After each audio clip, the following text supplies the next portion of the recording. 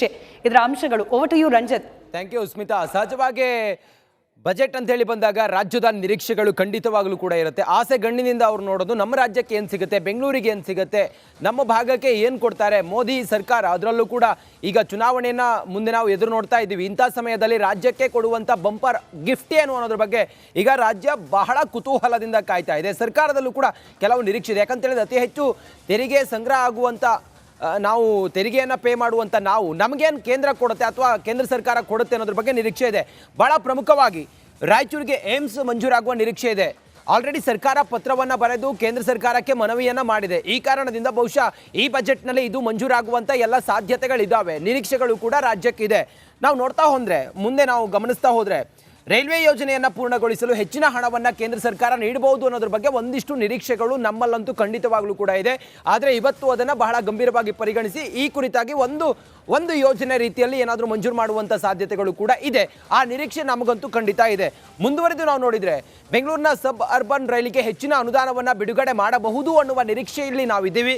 ಬಹುಶಃ ಇದನ್ನು ಇವತ್ತಿನ ಬಜೆಟ್ನಲ್ಲಿ ವಿತ್ತ ಸಚಿವೆ ನಿರ್ಮಲಾ ಸೀತಾರಾಮನ್ ಅವರು ಮಂಡಿಸಿದ್ರು ಕೂಡ ಮಂಡಿಸಬಹುದು. ಮುಂದುವರೆದು ನಾವು ನೋಡಿದರೆ ರಾಜ್ಯಕ್ಕೆ 5,495 ಕೋಟಿ ವಿಶೇಷ ಅನುದಾನದ ನಿರೀಕ್ಷೆಯಲ್ಲಿ ನಾವಿದ್ದೀವಿ. ಖಂಡಿತವಾಗ್ಲೂ ಕೂಡ ನಾವು ತೆರಿಗೆ ಕಟ್ತೀವಿ ಅತಿ ಹೆಚ್ಚು. ಹಾಗಾಗಿ ಕೇಂದ್ರದಿಂದ ನಿರೀಕ್ಷೆ ಖಂಡಿತವಾಗ್ಲೂ ನಮಗಿದೆ. ಆ ಕಾರಣದಿಂದ ಬಹುಶಃ ಇವತ್ತು ನಾವೆಲ್ಲರೂ ಎದುರು ನೋಡ್ತಾ ಇರೋದು ಇದು ಕೂಡ ಒಂದು.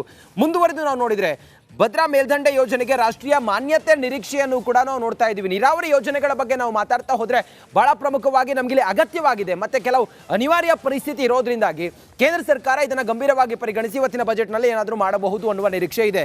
ಹಾಗೆ ಮೇಕೆದಾಟು, ಎತ್ತಿನಹೊಳೆ, ಮಹದಾಯಿ ಯೋಜನೆಗೆ ಹಣ, ಬಹಳ ನಿರೀಕ್ಷಿತ ಯೋಜನೆಗಳು ಮತ್ತು ಶೀಘ್ರವಾಗಿ ಆಗಬೇಕಾಗಿರುವಂಥ ಯೋಜನೆಗಳು ಎತ್ತಿನಹೊಳೆ ಹಾಗೆ ಮೇಕೆದಾಟು, ಮಹದಾಯಿ, ಈ ಎಲ್ಲ ಯೋಜನೆಗಳ ಕುರಿತಾಗಿ ಇವತ್ತಿನ ಬಜೆಟ್ನಲ್ಲಿ ಏನಾದರೂ ಒಂದು ಸಿಗ್ಬೋದು ಅನ್ನೋದು ಒಂದಿಷ್ಟು ನಿರೀಕ್ಷೆ, ಕುತೂಹಲ, ಆಸೆ ಕಣ್ಣಿನಿಂದ ರಾಜ್ಯದ ರೈತರು ಕಾಯ್ತಾ ಇದ್ದಾರೆ.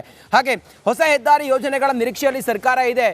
ಹೊಸ ಹೆದ್ದಾರಿಗಳ ನಿರ್ಮಾಣದ ಯೋಜನೆ ಈ ಕುರಿತಾಗಿಯೂ ಕೂಡ ರಾಜ್ಯಕ್ಕೆ ಒಂದಿಷ್ಟು ಎಕ್ಸ್ಪೆಕ್ಟೇಷನ್ ಇದೆ. ಹಾಗೆ ಶಿರಾಡಿ ಘಾಟ್ನಲ್ಲಿ ಸುರಂಗ ಮಾರ್ಗಕ್ಕೆ ಅನುಮತಿ ನಿರೀಕ್ಷೆ ನಾವು ಮಾಡ್ತಾ ಇದ್ದೀವಿ. ಪುಣೆ ಬೆಂಗಳೂರು ಹೈವೇನಲ್ಲಿ ಎಲಿವೇಟೆಡ್ ಕಾರಿಡಾರ್, ಇದು ಕೂಡ ಬೆಂಗಳೂರಿನಲ್ಲಿ ಸುರಂಗ ಯೋಜನೆಗೆ ಅನುದಾನದ ನಿರೀಕ್ಷೆಯಲ್ಲಿ ನಾವಿದ್ದೀವಿ. ಹಾಗೆ ಹೆಬ್ಬಾಳ, ಸರ್ಜಾಪುರ, ಬಿಡದಿವರೆಗೂ ಕೂಡ ಮೆಟ್ರೋ ವಿಸ್ತರಣೆ. ಬಜೆಟ್ನಲ್ಲಿ ರಾಜ್ಯಕ್ಕೆ ಬರ ಪರಿಹಾರದ ಘೋಷಣೆ ನಿರೀಕ್ಷೆ. ಕಾಫಿ ಬೆಳೆಗಾರರು ಪಡೆದ ಸಾಲದ ಮೇಲಿನ ಬಡ್ಡಿದರದ ನಿರೀಕ್ಷೆ. ಕೊಬ್ಬರಿ ಬೆಳೆಗೆ ಬೆಂಬಲ ಬೆಲೆ, ಸೂಕ್ತ ದರ ನಿಗದಿ, ಸ್ವಾಮಿನಾಥನ್ ಕಮಿಷನ್ ರಿಪೋರ್ಟ್ ಅನುಷ್ಠಾನ, ಇದೆಲ್ಲವೂ ಕೂಡ ರಾಜ್ಯಕ್ಕಿರುವಂಥ ನಿರೀಕ್ಷೆಗಳು. ರಾಜ್ಯ ಎದುರು ನೋಡ್ತಾ ಇರೋದು ಇವತ್ತಿನ ಬಜೆಟ್ ಅನ್ನ. ಹಾಗಾದ್ರೆ ರಾಜ್ಯದ ಜನ ಏನು ಹೇಳಿದ್ದಾರೆ ಅನ್ನೋದನ್ನ ನೋಡೋಣ. ಅದಕ್ಕಿಂತ ಮುಂಚೆ ಚಿಕ್ಕದೊಂದು ವಿರಾಮ.